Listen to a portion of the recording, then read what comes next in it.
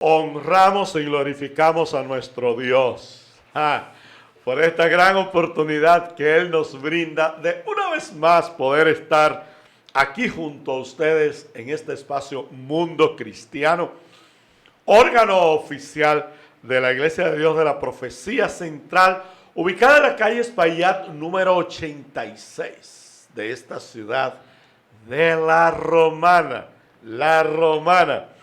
ubicada en el este de la República Dominicana, una isla fantástica, paradisíaca, una isla en donde nosotros le invitamos a que si no la conoce se motive, porque aquí la verdad es que Dios puso su mirada. ¡Ay, qué lindo! Y desde aquí nosotros, pues, a partir de la 1:30, cada día estamos transmitiendo este es su espacio Mundo Cristiano, siempre trayendo dinamismo, información. Hoy es martes, hoy estamos los hombres y cada día, pues, por supuesto, tenemos punto de vista de acuerdo al perfil de los que, pues, dirigen esta programación. Y hoy estamos aquí los hombres, pero una programación dirigida a toda la ciudadanía. Y nosotros en este mes, pues, de octubre, continuamos con lo que hemos venido trayendo a cabo,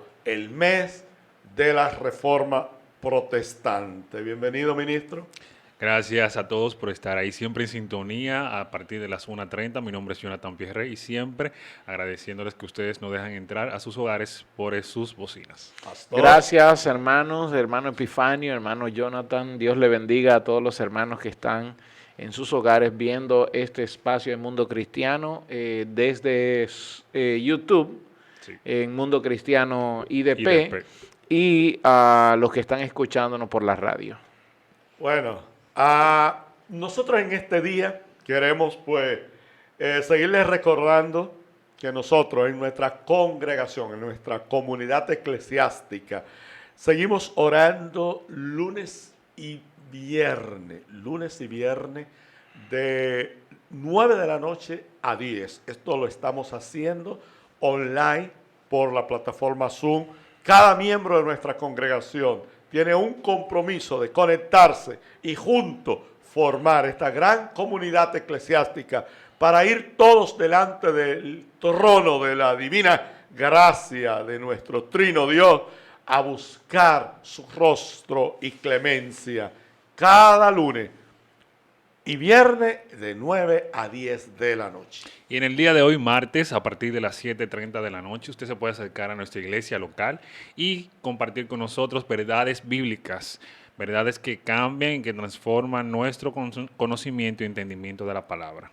Miércoles, bueno, mañana es miércoles, todos los templos del concilio de las iglesias de Dios de la profecía a nivel mundial abren cada miércoles sus puertas a partir de las 9 de la mañana para que sus miembros puedan ir y tengan esa relación íntima en la casa de Dios, pues saquen ese tiempo, ese apartamiento para hablar con Dios en su casa. Nosotros, por supuesto, pues tenemos la reunión ya formal, eclesiásticamente hablando, de 12 del mediodía a 1, en la que nos reunimos de manera presencial para buscar el rostro de Dios cada miércoles en nuestro templo.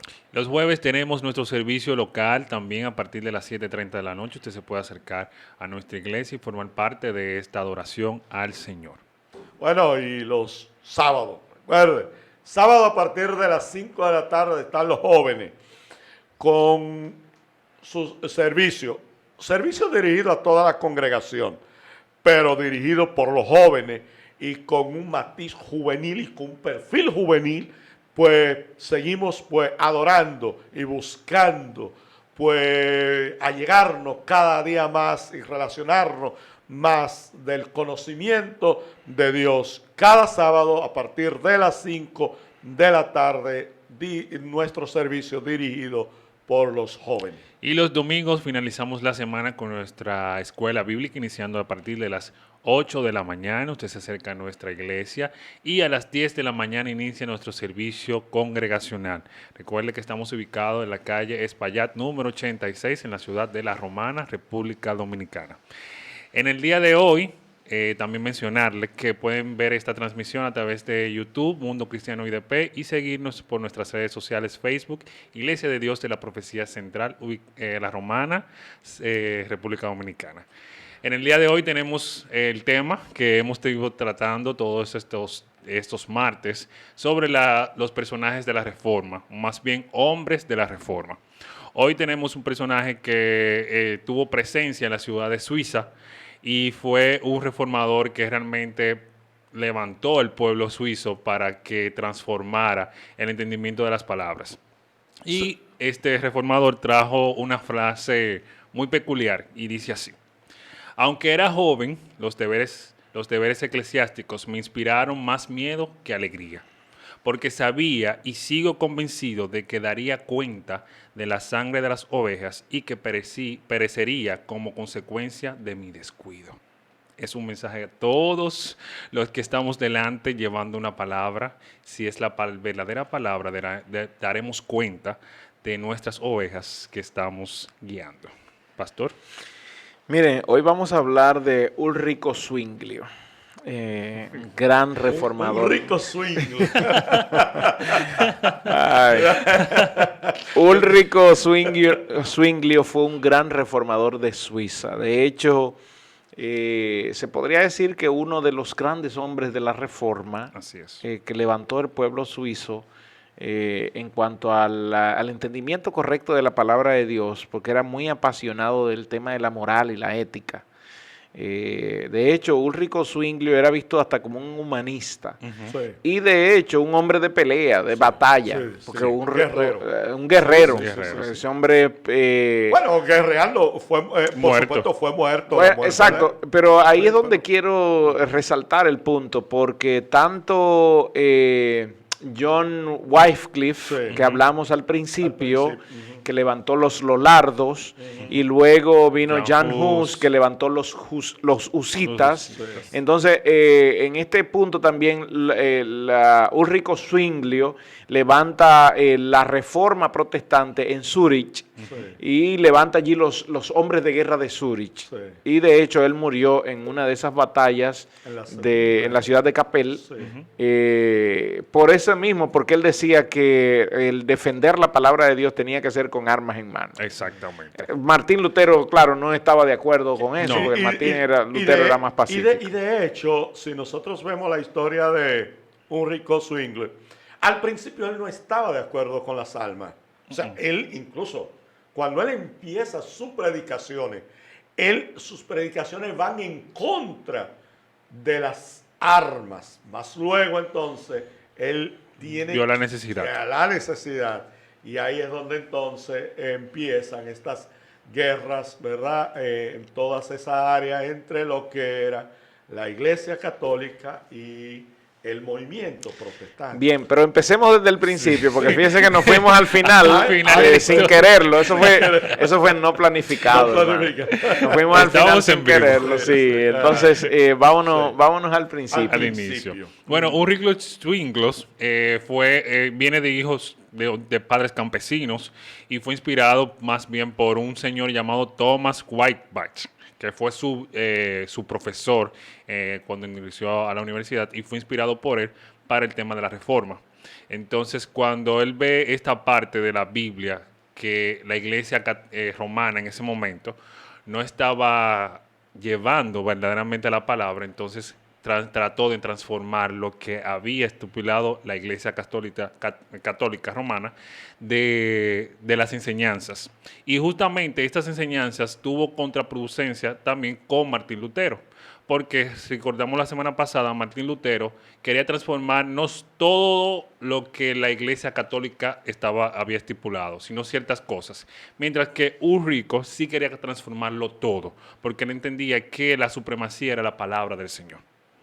Exacto, Lutero buscaba más un punto de transformar la iglesia. Transformar la iglesia. Ulrico quería que sea la Biblia la que elija la iglesia. Exactamente. Y no la iglesia ser transformada desde la perspectiva doctrinal. Porque Lutero quería hacer una transformación doctrinal.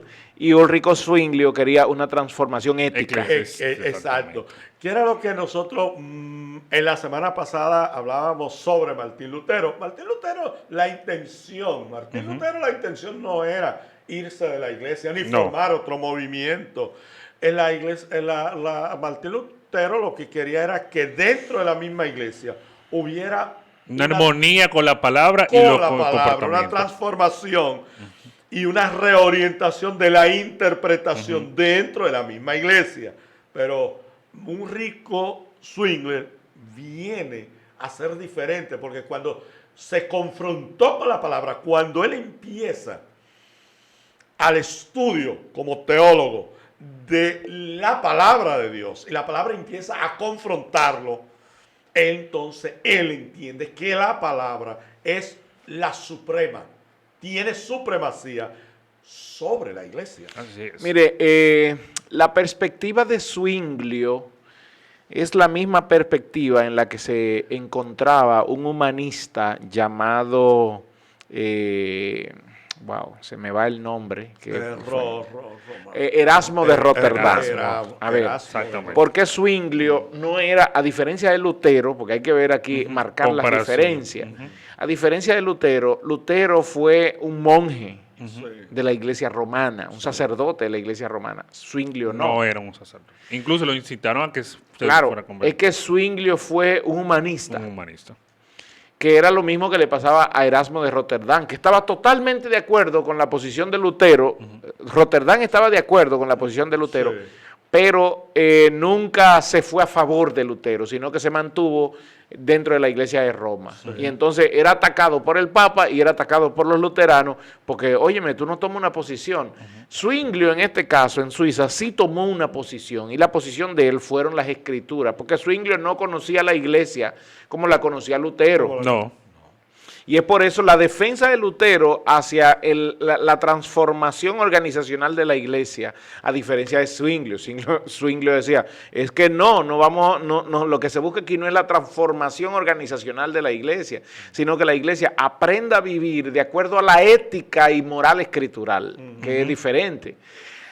Lutero quería cambiar ciertas cosas y ahí donde hubo algunas diferencias. Zwinglio estableció varias tesis propias de él que no hicieron quizá otros transformadores. Una de ellas fue que la iglesia nace de la palabra de Dios y solo tiene a Cristo como su cabeza, que sus leyes son obligatorias solo en la medida en que estén de acuerdo con las escrituras, que Cristo es sola la justicia del hombre, que las Sagradas Escrituras no enseñan la presencia corporal de Cristo en pan y en vino de la cena del Señor, que la mies es una gran afrenta al sacrificio y a la muerte de Cristo, que no hay fundamento bíblico para la mediación o intercesión de los muertos, para el purgatorio o para imágenes y cuadros.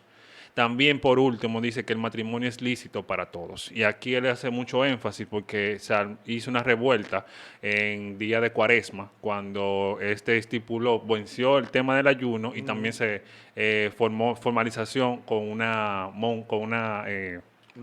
viuda, que también era parte del convento. Sí. O sea, se unió con ella. O sea, él levantó al pueblo y hizo una transformación total bajo las escrituras. Y aquí hago un punto, porque el tiempo a veces apremia, es que todos los reformadores nos enseñaron que la palabra del Señor es la fuerza de toda iglesia, es la fuerza de todo creyente.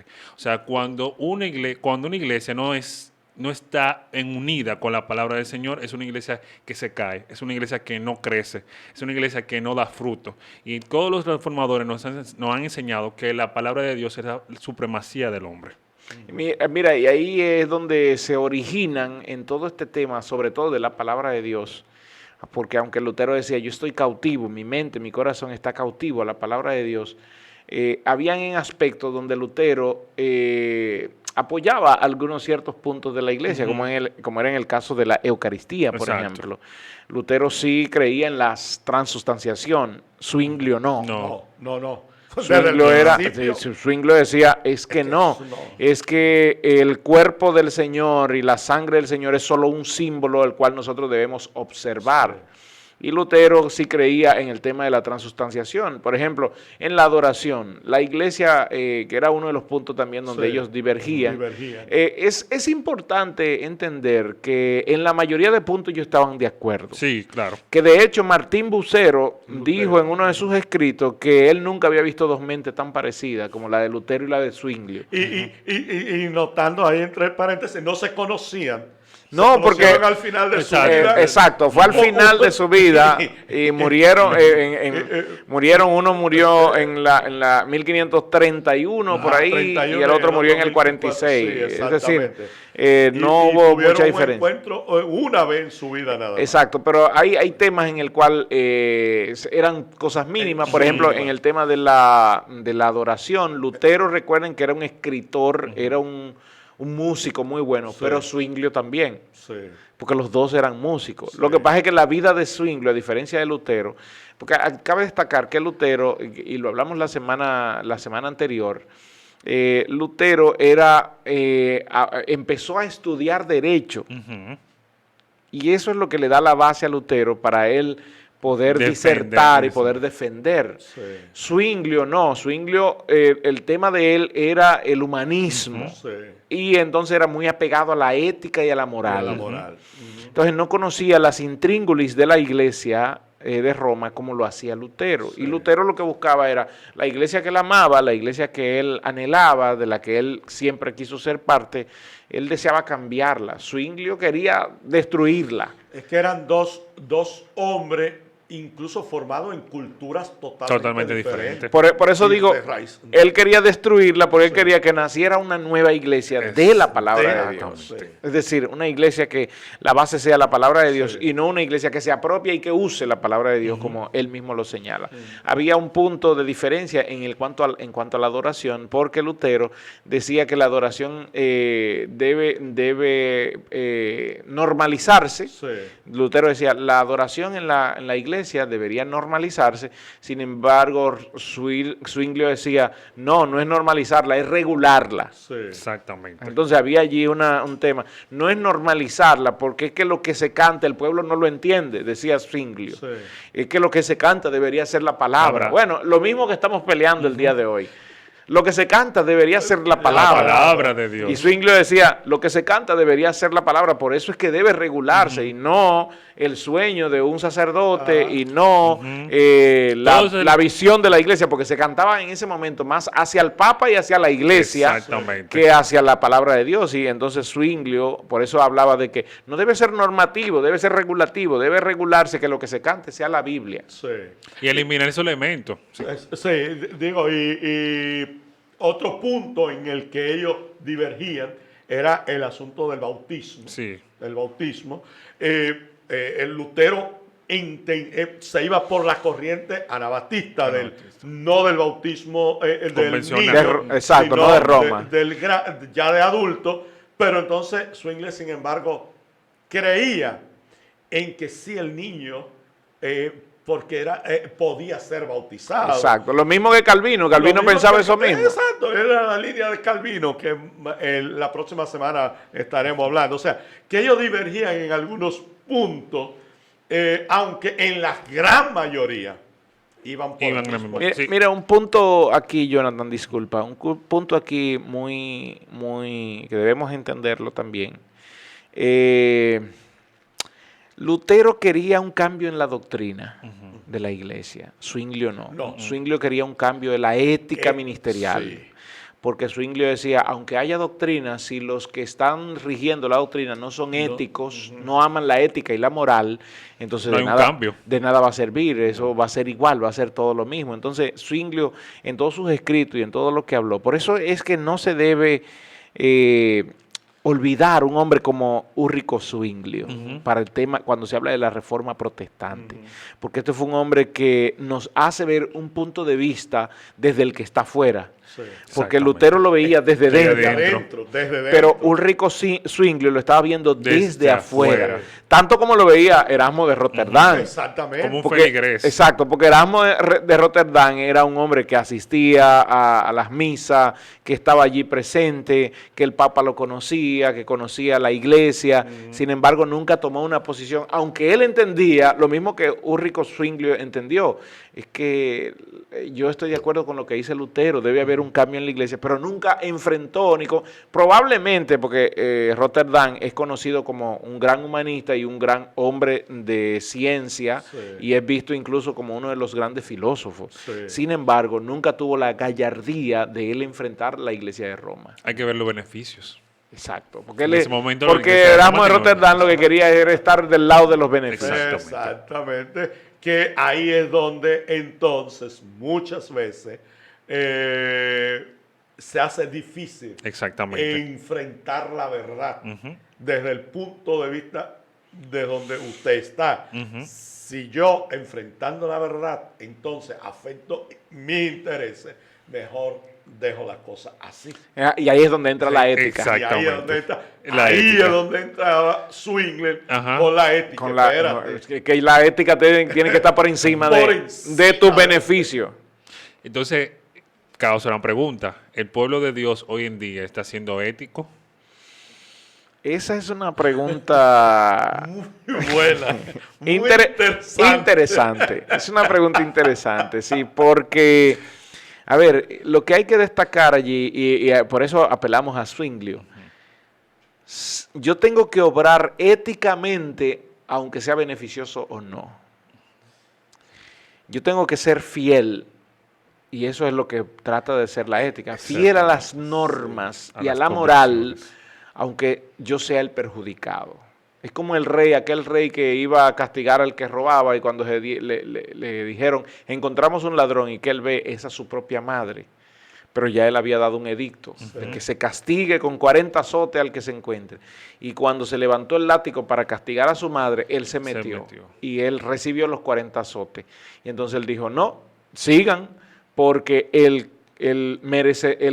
que robó debe ser castigado, porque el rey así lo dijo. Ahora, yo estoy siendo misericordioso porque es mi mamá. Exactamente, yo me voy a poner en su lugar. Pero eso no quiere decir que no, hay que castigarlo. Es decir, la ética debe estar por encima, aunque sea beneficioso para mí o no. ¿O no? De ahí que entonces entramos a Ulrico Zwingli, en que él inicia pregonando en contra de lo que es las armas, la pelea, ¿verdad? Pero cuando él ve que sus seguidores, cuando se arman las guerras y las disputas entre los que era verdad y los que combatían la verdad, Entre la iglesia de Roma y entre los protestantes. entonces él dice, espérate.